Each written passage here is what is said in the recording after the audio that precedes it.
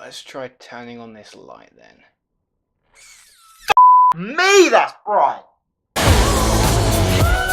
How's it going, guys? Welcome back to my channel, and first you might have noticed that it's a little brighter than usual. That's because for my birthday I went and got myself a ring light. It just helps look the set a little bit more professional. But anyway, on with today's episode of Luke's Reviews, and today I will be reviewing the newest Adam McKay film, Vice. Vice stars Christian Bale as Dick Cheney, Amy Adams as his wife Lynn Cheney, Steve Carell and Sam Rockwell as George W. Bush. Vice is the story or life of Dick Cheney. He was a college dropout. He went and studied law and politics and worked his way up from the lower rankings of the White House to eventually VP Vice President to George W. Bush. And it's safe to say he was a bit of a douchebag.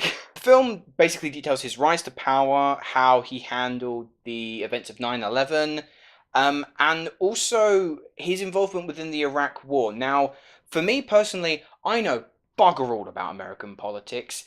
I barely understand British politics as it is, but I think Adam McKay is the perfect director to helm this, because what he did with The Big Short was that he took the financial crisis that hit Wall Street, a crisis that many still struggle to understand to this day, and he made it accessible for a wide audience. He'd use a lot of fourth wall breaking, a lot of moments where the on-screen action would just stop and we'd cut to Margot Robbie in a bath, albeit quite random, and she'd explain sort of key points and terminologies so that we now understand what they're discussing whenever they're on screen.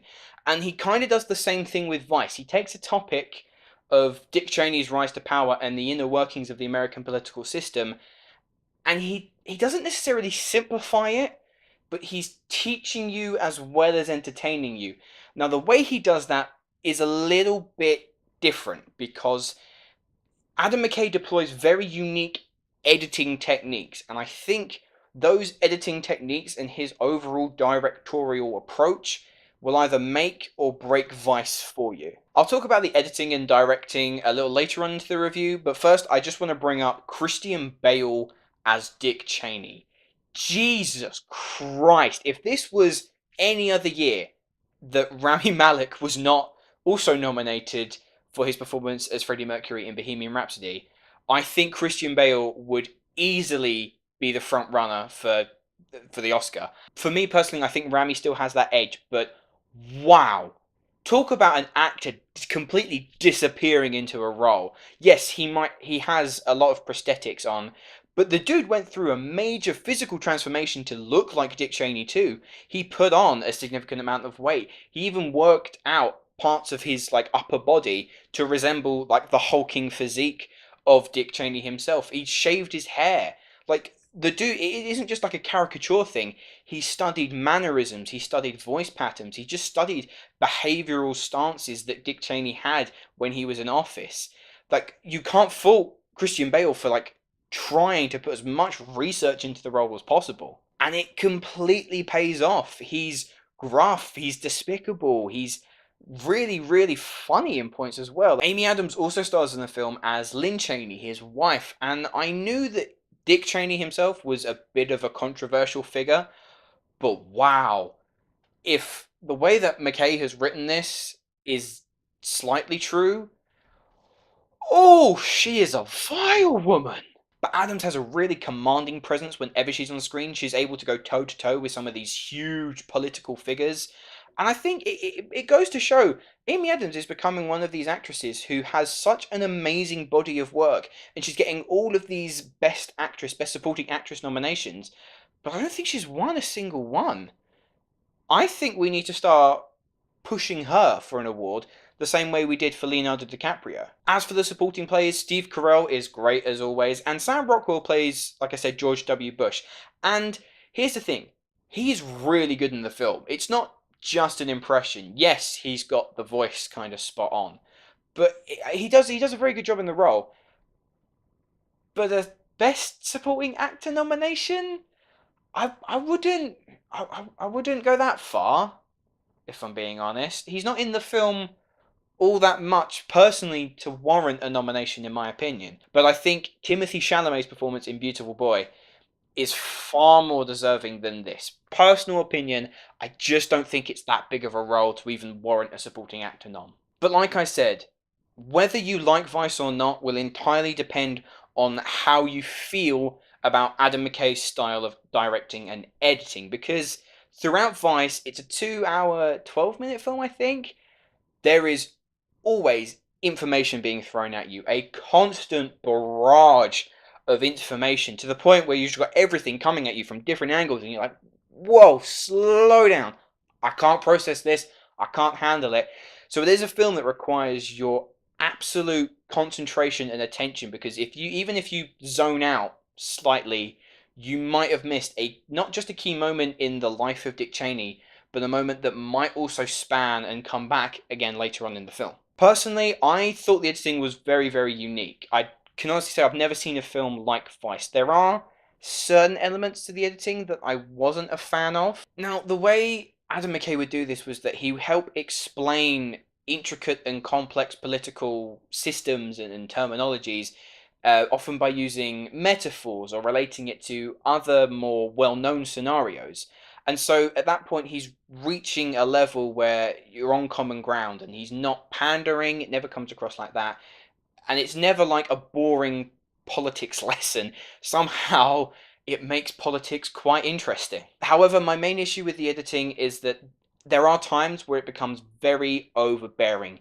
There is a lot visually is constantly happening in Vice, and I think some of the time Adam McKay didn't need to explain everything to us. Like, as an audience, I think we are more than capable some of the time to draw our own conclusions, to find our own understandings. I think if he's constantly forcing what is happening down our throats, it's taking away from our own experience, and it's basically resulting it down to, like, this is how you should feel, this is how I want you to think the movie is. I feel like they should have embraced some of the smaller, more intimate scenes, because there's an amazing scene in the trailer between Dick Cheney and George W. Bush, in where Bush is trying to get Cheney on as his VP, and it's not until later where you understand that Cheney is manipulating the entire system so he can get basically the entire US government around his little finger. And long story short, he was the president. George Bush was the figurehead. He was the name.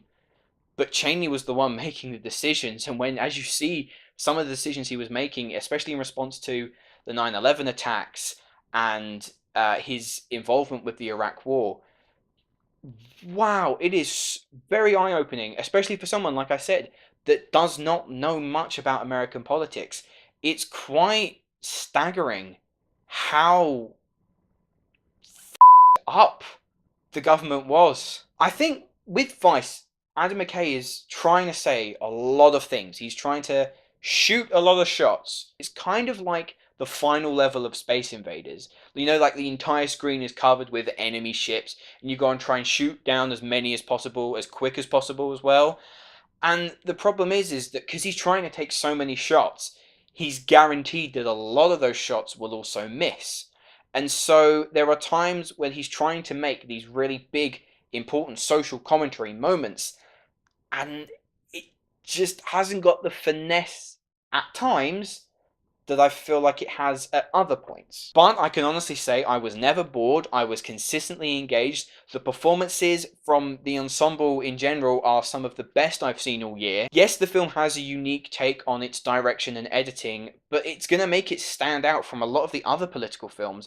And I think we'll look back on Vice in a few years and consider, especially in its relation to the current political state right now, how important this film actually was. So, I'm going to give Vice an 8 out of 10. There we have it. If you have seen Vice, let me know what you thought in the comments below, as well as I want to know what your favourite performance of 2018 was, male or female. Let me know down in the comments. If you have enjoyed this video, please hit that like button and subscribe to my channel if you haven't already. Links to my Facebook, Twitter, Instagram and blog are in the description below. I've recently just put up 2 new reviews on my blog for Destroyer and Clint Eastwood's The Mule. Many thanks for watching, guys, and I will see you in the next video.